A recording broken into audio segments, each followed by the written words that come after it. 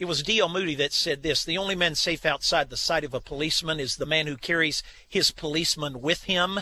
And that policeman is called character, a character dictated by the Word of God and by the Ten Commandments. So what you're saying is exactly right. Let me ask you this. Some have said it this way, and you tell me and tell Gary if this would be an accurate description, that the wall of separation that Jefferson talked about with the Danbury Baptists, that wall of separation provided by the Constitution and more clearly, I guess, delineated by the First Amendment, was a wall not to keep God out of government, but to keep government out of the affairs of the church.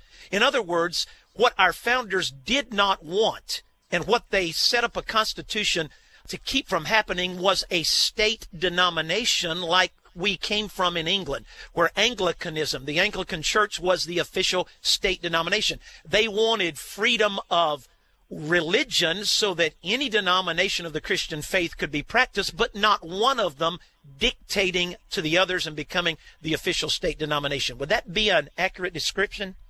You hit it right on the head. Listen, ladies and gentlemen, a government without God is an absolute horror.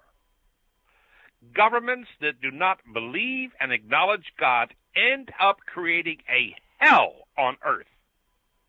Nazi Germany, the USSR, Red China. There is nothing more dangerous to human life than a government that does not acknowledge God. Secular states that the ACLU want and say we have more religious freedom by secular states.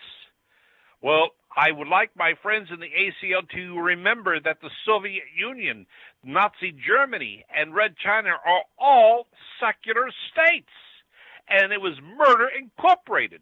The amount of death caused by religious wars pales in comparison to what those three states have done.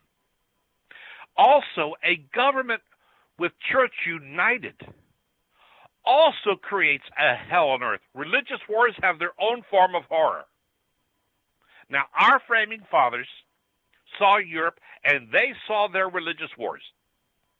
They wanted something better for America. What they decided was to do this. They said, let's separate church and state. Now, what happens when you do that? You eliminate religious sectarianism from government. It's not church versus church, denomination versus denomination, Protestant versus Catholic. What it does, when you separate church and state, you get all the benefits of the Ten Commandments.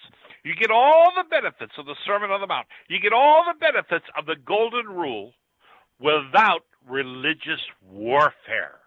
That's the beauty of the separation of church and state, and that's what it is trying to do. Sadly, the Supreme Court has taken that phrase to mean something totally different, where public prayer, even to hear it, is offensive.